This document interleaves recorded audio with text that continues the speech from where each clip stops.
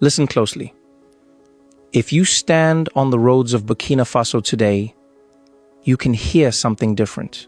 Not the sound of politics, not the noise of promises. It's the hum of bulldozers, the clang of shovels, the laughter of citizens who finally see dust becoming destiny. They call it Faso Mêbo, let's build the nation. But in truth, it is more than a slogan. It is the rebirth of a people who decided that sovereignty must have structure and freedom must have foundation. When Captain Ibrahim Traoré spoke those words, Faso Mêbo, he wasn't just launching a public works program. He was declaring war on dependency. He was saying to the world, we will no longer wait for aid to build our own home. For decades, our roads were drawn in PowerPoint slides in foreign capitals. Donors made plans. Consultants wrote reports, but the villages stayed disconnected. The markets stayed far. The youth stayed unemployed. And then came this young captain, not a career politician, not a Western favorite, a soldier with soil in his eyes and fire in his chest. He looked at the broken bridges, the potholes, the abandoned highways, and said, if we can defend the nation with our arms, we can rebuild it with our hands. That was the birth of Faso Mêbo. Now, look around Burkina Faso. From Ouagadougou to Kodougou, from Kaya to Tenkodogo, the veins of the nation are being rewired. Thousands of kilometers of roads rebuilt, resurfaced, reborn. Villages once separated by mud and misery now touch each other through asphalt and ambition. Do you understand what that means? Every kilometer of road is a kilometer of connection. It means mothers reaching hospitals faster, farmers transporting harvests to markets without losing half to rot, children reaching schools on time, not on foot, not through dust storms, but on smooth roads built by their own countrymen. Le Burkina Faso renaît. La route devient un symbole. Ce n'est place sous les monts du goudron. C'est la promesse de la dignité nationale. And who builds these roads? Not foreign contractors flown in for photo ops. Not debt-funded corporations that vanish when payments stall. No, it's soldiers, engineers, students, and farmers working together, shoulder to shoulder. The military doesn't just protect the land, they build it, and in doing so, they restore something far greater than infrastructure. They restore belief. Faso Mêbo is not a government project. It's a movement, a new psychological frontier, where every citizen realizes we are capable. And that realization is more powerful than any IMF loan. Roads are not just roads. They are arteries of an economy. When trade flows, wealth circulates.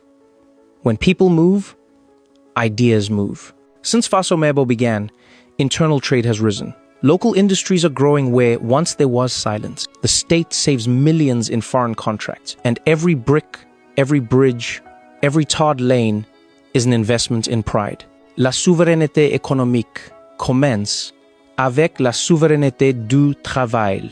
Economic freedom begins when labor becomes patriotic again. This is what Ibrahim Traoré understands, that a truly free people must produce their own progress. Burkina Faso has been wounded for years by coups, by terror, by betrayal. But Faso Mêbo became national therapy, a form of healing through creation. Instead of watching foreign aid trucks arrive, Burkina-based citizens now watch bulldozers they control. Instead of despair, they see dust turning to destiny. When a people build their roads, they rebuild their minds. When they mix cement, they mix confidence. When they see a bridge rise, they see themselves rising. That is revolution. Captain Ibrahim Traoré is not just leading a state. He is architecting a civilization. He has done what post-colonial elites failed to do. He merged the soul of a soldier with the mind of a builder. He doesn't wear medals for vanity. He wears dust. He doesn't travel to Europe for validation. He travels to villages for inspection. He listens. He directs. He builds. When he speaks, there's no script, just conviction. If we had continued like before, we would have left the politicians to it. That line will echo through African history because it marks the funeral of the old order. And he is not alone. In Bamako, Assimi Goïta builds. In Niamey, Abdourahmane Tiani rebuilds. Together they form the Alliance des États du Sahel, the AES, an alliance not of words, but of works. L'Union du Sahel, c'est l'union des bâtisseurs. The Sahel's unity is the unity of builders. Across borders, the philosophy is spreading. Build your roads, control your resources, feed your people, educate your youth. That is the new Pan-African Manifesto, and Burkina Faso is its laboratory. For 60 years, the world taught us that development meant waiting for approval, but Traoré's Burkina Faso says no, we are done waiting. They gave us aid, we gave ourselves action, they offered loans, we built loyalty, they preached governance, we practiced independence. Ils nous ont prêté des conditions, mais nous avons bâti la liberté. They lent us conditions, but we built freedom. Africa is watching from Lagos to Luanda, from Dakar to Dar es Salaam. The question is rising. If Burkina Faso can do this with courage and unity, what excuse do the rest of us have? The youth are watching a new prototype of power, one that doesn't beg for grants, but generates growth.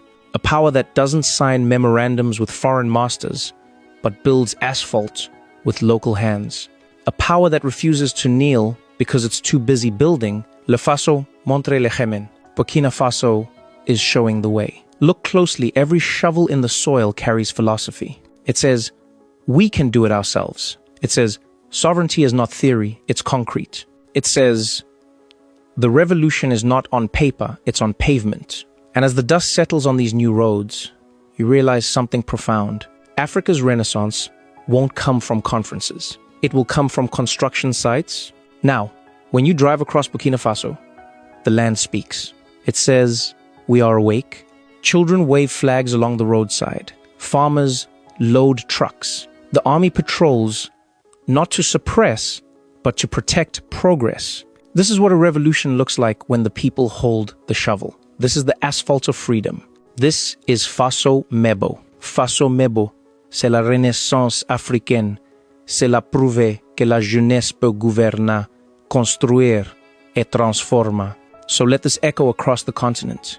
Let every young African leader hear it. Our liberation will not be televised. It will be industrialized.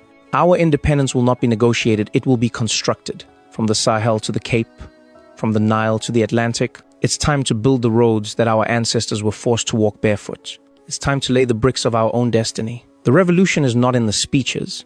It's in the soil. It's in the sweat. It's in the sound of Faso Mêbo. L'Afrique se relève. Africa is rising, and this time, the foundation is ours.